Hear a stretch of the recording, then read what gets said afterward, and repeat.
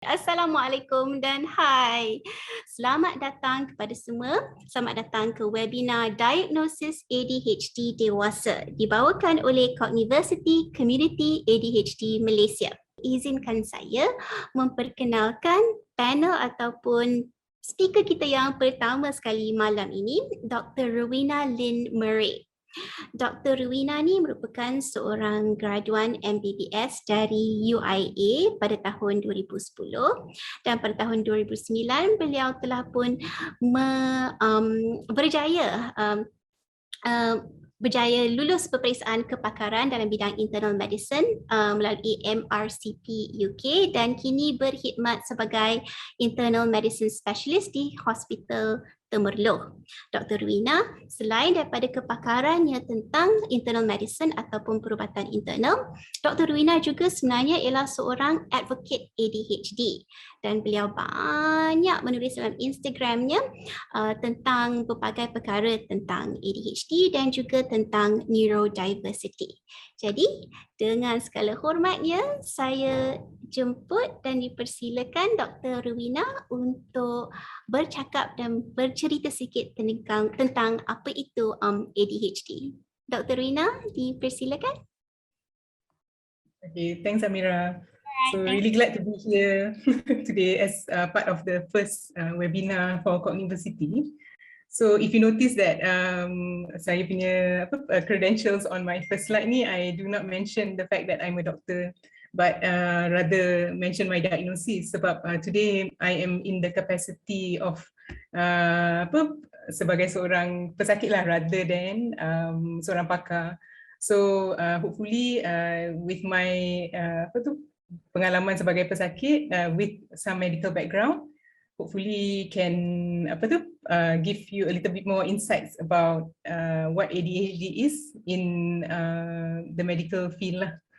So a little bit of a disclaimer. So as mentioned tadi, saya doktor perubatan tapi bukan pakar psychiatry. So tujuan webinar hari ini is more towards creating awareness, bukan untuk menggantikan pandangan diagnosis atau rawatan dengan pakar lah, because it's something that's complicated and needs to be discussed dengan doktor pakar yang berkaitan saja. So just to give you a little bit of introduction lah to ADHD. So today my talk will be around introducing what ADHD is. So I akan mula dengan definition and a little bit of penerangan lah tentang the scientific basis of ADHD. Kemudian saya akan ceritakan kriteria diagnosis that the doctor will consider lah when they assess you untuk ADHD, and bagaimana saringan dilakukan lah, apa proses saringan, how to go through it, and some issues yang biasa berkaitan dengan diagnosis ADHD lah. Okay, so ADHD is, I'm sure everybody knows, singkatan bagi Attention Deficit Hyperactivity Disorder. So when you directly translate it to Malay, it doesn't sound so good. So we'll just stick to the English ADHD lah, yeah, for now. Biasanya apa yang menyebabkan ADHD? So ADHD is a neurodevelopmental disorder. Apa yang dimaksudkan dengan neurodevelopmental ni adalah dia adalah gangguan tumbesaran sistem saraf yang boleh berlaku sama ada dalam kandungan ataupun di peringkat awal perkembangan kanak-kanak lah. So studies before has shown yang about 4 to 7% of the population ada ADHD. Tapi banyak, as we know, banyak studies yang untuk kanak-kanak sahaja, bukan untuk adults lah. Okay, so kebanyakan kes adalah genetik. Di mana pesakit tersebut akan mempunyai ahli keluarga yang lain lah yang menghidap condition yang sama. It's actually seen up to 75% lah of people yang diagnosed dengan ADHD. So selebihnya kita put the term acquired, maknanya dia sewaktu lahir tiada masalah, tetapi setelah terdedah pada certain bahan-bahan atau keadaan tertentu menyebabkan masalah pada saraf, pembesaran saraf. So contoh-contoh yang common adalah kalau ibu ada kencing manis yang tidak terkawal ataupun dia ambil alkohol sewaktu mengandung lah. Dan juga kadang-kadang ada kanak-kanak yang terlibat dalam trauma, accident ataupun mendapat penyakit atau radang yang menyebabkan damage pada saraf yang berkaitan dengan ADHD lah. So ADHD ni adalah if you want to talk in broad term lah, dia adalah masalah pada fungsi eksekutif. So bahagian otak yang mengawal fungsi eksekutif adalah prefrontal cortex. So tapi dalam ADHD ada banyak bahagian yang lain yang terlibat, but the main one is this area lah. So prefrontal cortex ni terletak di bahagian hadapan, is right behind bahagian dahi. So tugas dia adalah seperti CEO yang controls and regulates segala pemikiran, pergerakan dan emosi lah. So contohnya kalau kita mempunyai like we see something and then kita jadi marah. So biasanya perasaan marah tu akan timbul daripada area otak yang dinamakan limbic system, dan dia akan dihantar ke prefrontal cortex di mana kita akan adjust kemarahan tu untuk sesuai dengan keadaan, sesuai dengan konteks. So lepas tu baru kita akan bertindak pada perasaan marah tu. So kalau CEO kita tidak buat kerja dia, so kita akan mengalami emosi yang terlalu intense. So dia tak ada fikirkan konteks, tak ada fikirkan keadaan lah. So that's why we need your executive function. So fungsi eksekutif ni kalau baca online, there's actually many versions. Ada yang kata ada 3, ada 5, ada 10. So but the basic ones actually ada 3 saja. So the main one is the main three is working memory. So biasanya kalau memory ni atau daya ingatan, working memory is daya ingatan jangka masa pendek. So kita punya memory ada terbahagi pada 3 lah. Satu is sensory memory, kemudian working memory atau short term memory, dan seterusnya long term memory. So biasanya sensory memory ni contohnya saya tengok satu apple, kemudian saya perlu apply attention untuk menukarkan working memory, sensory memory tu pada working memory. So orang ADHD ni dia ada masalah attention kan. So whenever we have sensory memory, kita sukar untuk mengubah benda tu pada working memory. So bila working memory pun tidak dapat kita nak janakan, we cannot make long term memory. So that's why people with ADHD have really bad memory, suka pelupa kan. So the other executive function is actually inhibition of impulse lah. So as mentioned tadi, kita punya CEO itulah kerja dia untuk nak regulate supaya kita tidak terlalu impulsif dalam kita punya percakapan atau kelakuan lah. So the third one is actually cognitive flexibility.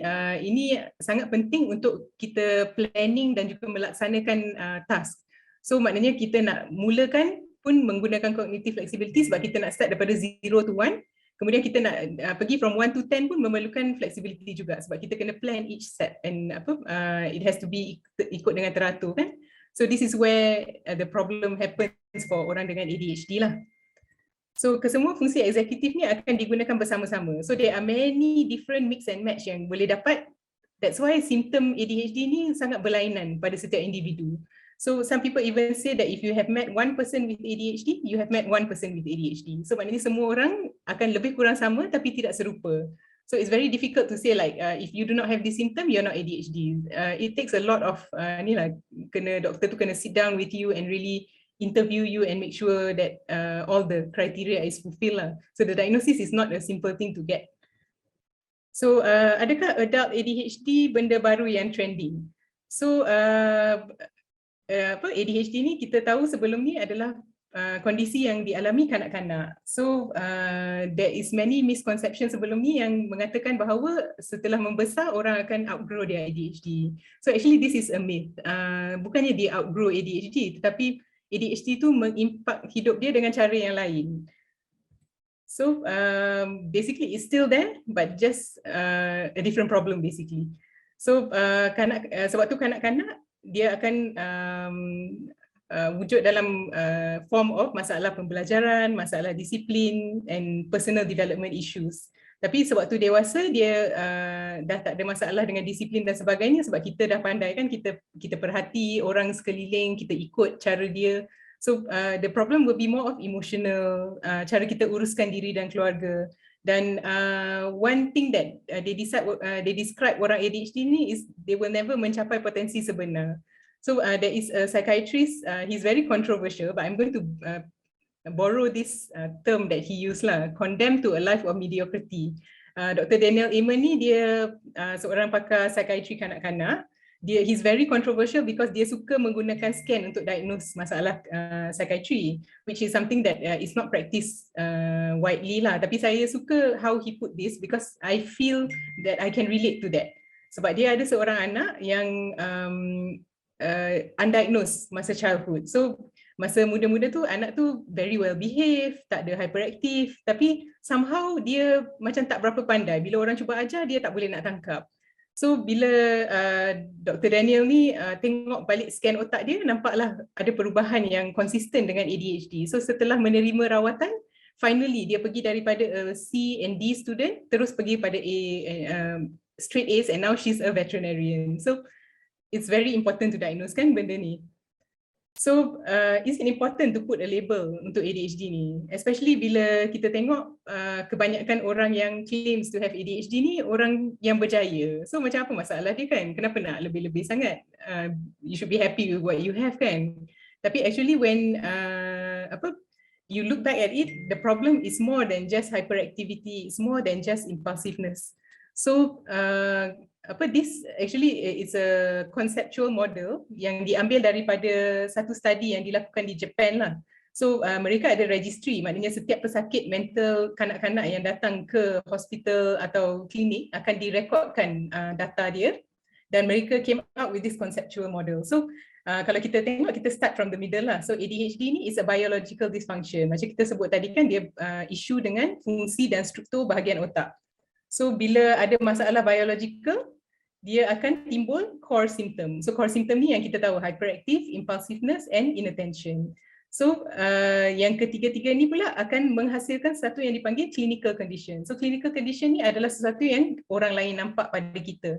So mungkin tidak orang itu tidak ada hyperactive, impulsive yang very macam typical yang kita kata very stereotype. Tapi dia datang dengan psychological problems, low mood, low self-esteem, datang dengan anxiety, and also behavioral problems.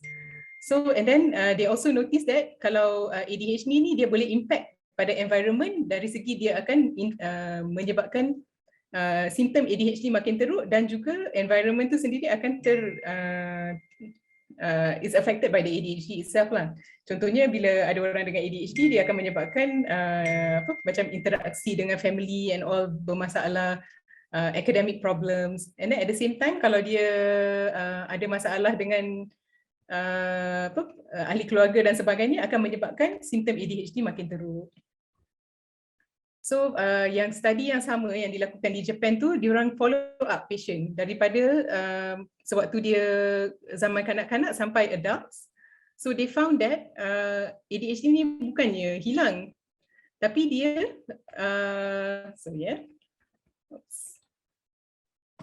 dia bukannya hilang, tapi dia impact hidup dengan cara yang lain. So if we see tadi kita kata core symptom ni adalah yang tiga tu, inattentive, hyperactive dengan impulsivity. So masa muda-muda dia adalah dominant symptom. So budak-budak tu akan jenis yang suka berlari-lari, asyik jatuh, patah kaki semua. So akan menyebabkan ibu bapa kena mengeluarkan wang untuk hospital visits, dapatkan rawatan dekat ni kan, kecemasan semua tu.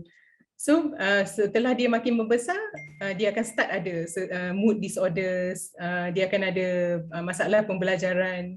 So masalah ini akan menyebabkan the healthcare cost makin naik. So ini masuk dalam adult, walaupun core symptom dia dah makin mengecil, tapi masalah-masalah lain akan take over. So they will start having problems at work, problems with their family, and the healthcare costs akan makin naik. And there is one thing called ADHD tax. It's actually something yang macam contohnya orang ADHD ni dia suka pelupa, so selalu bayar bil lambat. So asyik kena denda je sebab bayar bil lambat kan. So we lose money in very silly ways yang boleh avoid sebenarnya. So it affects us in many ways that orang rasa macam benda kecil, tapi actually when it happens across all areas of your life, it's a big impact to us lah actually. Okay, so when you go to a doctor to get a diagnosis, so biasanya doktor akan ikut something called a DSM criteria. So DSM criteria ni adalah satu manual di mana all the symptoms yang important will be listed down. So basically they will look at inattention dengan hyperactivity. So these are all very technical. So how does it look like in an adult person lah? So kalau orang tu hyperactive, kadang-kadang boleh nampak dia tak boleh duduk diam. Bila duduk tu asyik goyang kaki, asyik bergerak. Kemudian ada something called internal hyperactivity, di mana orang tu tak adalah berlari-lari, tak adalah bergerak-gerak sentiasa, tapi dia selalu rasa resah, macam tak boleh relax, padahal tak ada apa-apa pun. Dan juga something called verbal hyperactivity, di mana orang tu akan bercakap banyak, selalu mencelah. And then there's also impulsivity. So impulsivity ni akan nampak sebagai orang yang suka bertukar kerja atau hobi, tiba-tiba ada projek je yang dia buat kan, tapi tak pernah habis. So satu lagi tu membuat keputusan tanpa memikirkan risiko. Maknanya dia contohnya macam dia tak sukalah dia punya kawan satu office tu suka pakai baju warna terang, dia sakit mata tengok, terus dia berhenti kerja. Padahal tak perlu kan sebenarnya. Dia punya keputusan tu is so disproportionate to the risiko kan. So satu lagi, people with ADHD tend to be orang yang sangat explosive temper kan, dia pemarah ataupun sangat easily emotional.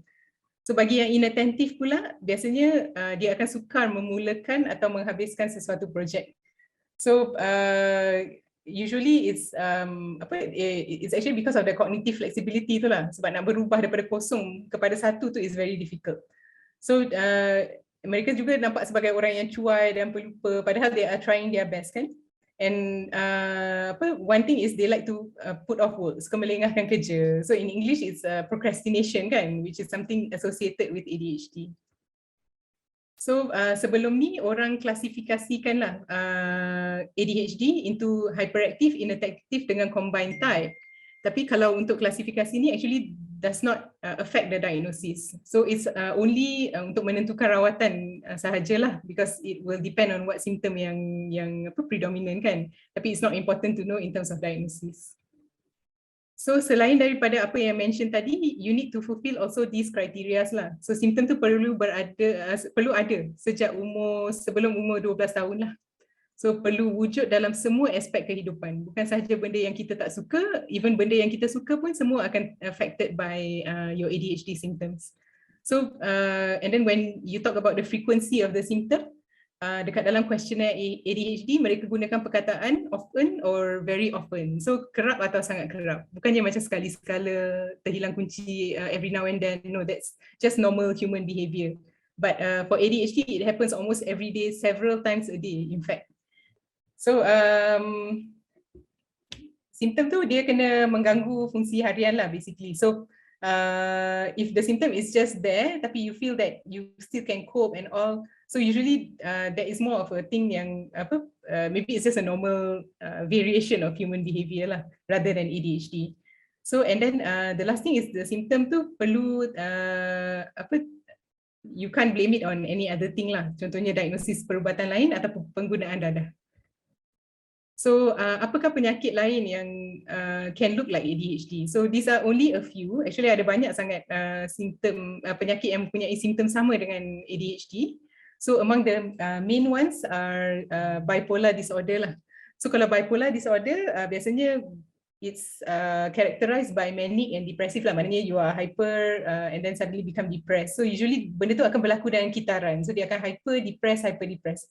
Tapi untuk orang ADHD ni is very constant, dia punya perangai tu walaupun dia asyik berubah-ubah, dia tidak terlalu ekstrim macam bipolar. For depression and anxiety, usually you can tell that it's because of a trigger. So contohnya kalau depression tu macam maybe is related to work. So bila kerja, simptom tu ada. Tapi bila balik rumah, simptom tu is kurang ataupun tiada. And same with anxiety juga. You can identify a particular trigger.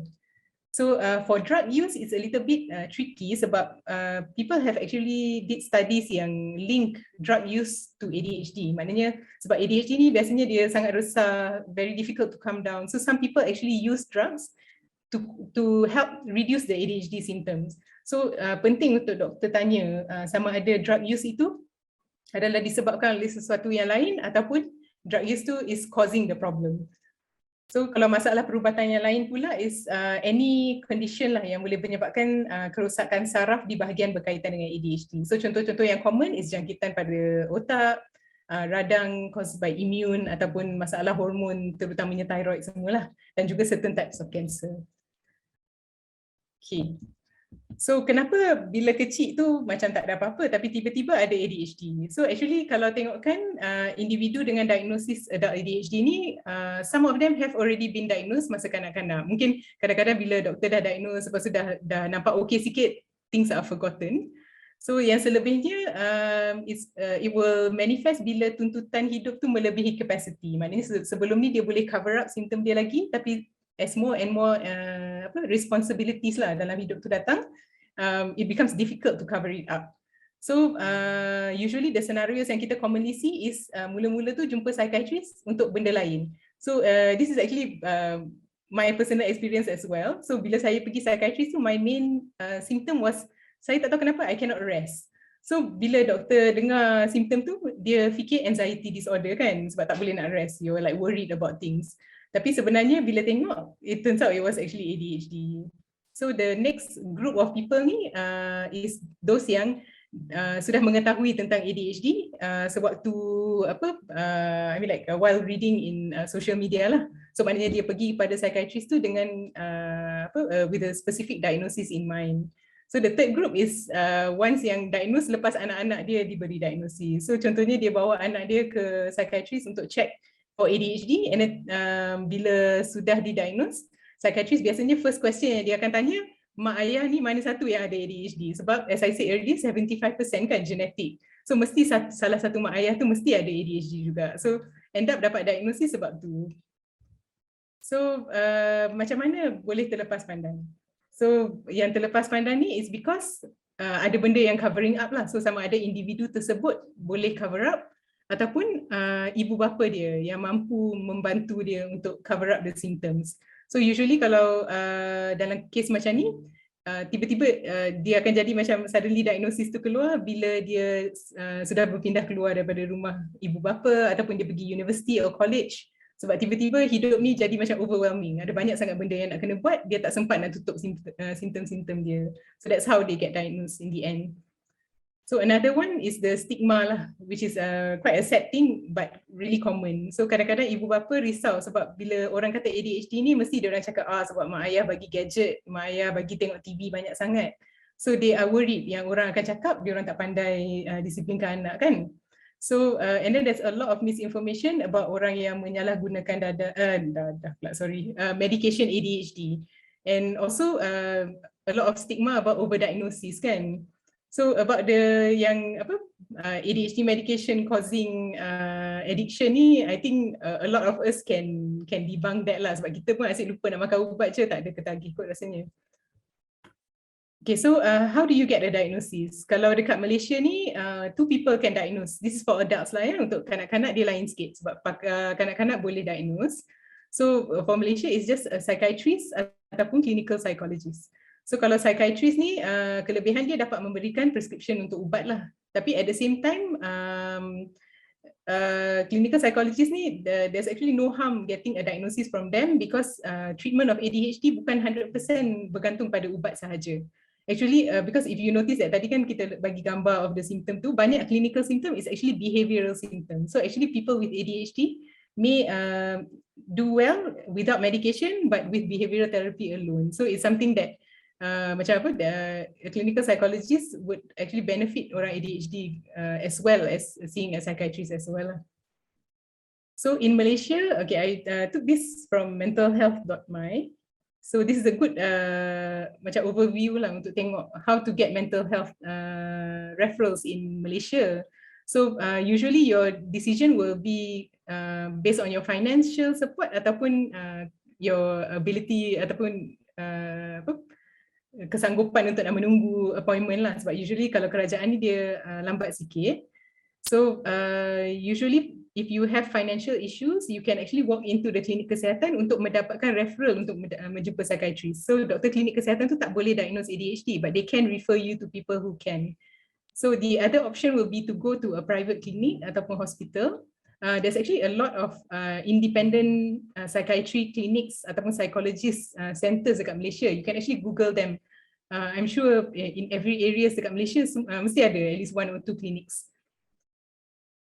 Okay, so do I need to find someone yang pakar in ADHD specifically? Actually tak semestinya, sebab the person who diagnosed me was not a ADHD specialist, he was just a general psychiatrist. So you do not have to find a person who knows ADHD specifically, but sometimes in certain condition, because kita faham juga kadang-kadang doktor pun is something new to us. So maybe finding a specialist will make it easier for you to relate your symptoms lah. Tapi tak semestinya actually get somebody who's specifically ADHD trained to diagnose you. So proses saringan biasanya akan bermula dengan ni lah, they take history from you. So you will dia macam interview untuk nak tahu apa simptom you sejak daripada bila, and then cuba nak find out apa dia punya basis behind the symptom kan. Is it triggered by something ataupun benda yang memang daripada kecil pun ada. So usually when ambil sejarah ni, it's very helpful kalau you have a family member that can come along, especially your parents kan, untuk cerita balik things from your childhood yang maybe you forgot. So kalau ada buku apa macam report card ke ataupun warning letter daripada sekolah ke, actually membantu juga sebenarnya. So you can actually bring those sebab it actually gives a picture of like macam masalah-masalah masa sekolah dulu kan. So the last one will be a ADHD questionnaire. So there's actually many questionnaire. Benda ni actually you can even do it online. They have no diagnostic value, tapi kadang-kadang it will help the doctors to screen orang yang dia nak consider for a diagnosis of adult ADHD lah. So is there a test to diagnose ADHD? Unfortunately tak ada, sebab biasanya there is actually no test yang proven 100% to diagnose ADHD. So kalau nak katakan gene testing, sebab ada beribu-ribu genes yang associated dengan ADHD, so it's very not cost effective lah untuk screen everyone. Dan juga MRI dengan CT scan otak hanya menunjukkan struktur dan fungsi pada satu masa saja. So maybe if you repeat the scan like every other day macam tu, it will show different results. So it's not reliable untuk nak diagnosis, nak make a diagnosis of ADHD. So apa isu yang common berkaitan dengan ADHD diagnosis? So there's a lot of talk about self-diagnosis on the social media. So I think it's the reason why orang start talking about it is because ramai orang yang tak ada access to psychiatrist, mungkin financial reasons ataupun tak ada family support. But then as far as you can, cuba dapatkan diagnosis daripada pakar. So this will usually reduce the error lah, sebab kita kadang-kadang kita bias bila kita we are thinking of something, kita tend to macam lebih bias pada benda tu kan, mungkin kita salah tafsir simptom, tersalah ingat balik.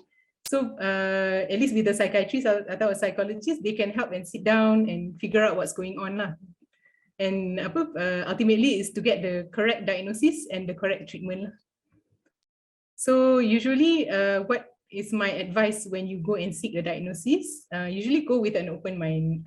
So usually bila kita pergi jumpa doktor, takkanlah kita pergi sampai-sampai terus, doktor saya rasa saya ada cancer. Biasanya kita akan start macam, doktor saya ada sakit perut, and then you let the doctor take it from there kan. Dia akan cuba dig into the problem and then see what's the possible diagnosis. So usually doktor mesti ada sebab dia. Kalau dia cakap bukan ADHD, minta penjelasan and then try to understand what he means lah. So for this, you really have to trust your doctor. Sebab in the end, everyone wants the best for you actually.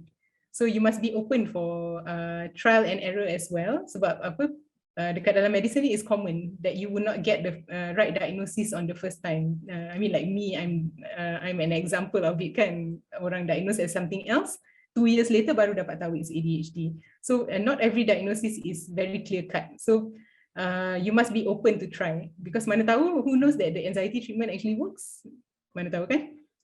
So in the end, if you are still in doubt, you have the right for a second opinion. So you can always ask your psychiatrist to write you a referral letter to see another person untuk dapatkan second opinion, because sometimes doctors are human too kan, sometimes orang pun make mistakes juga. So you must exercise your right lah, rather than get angry about it.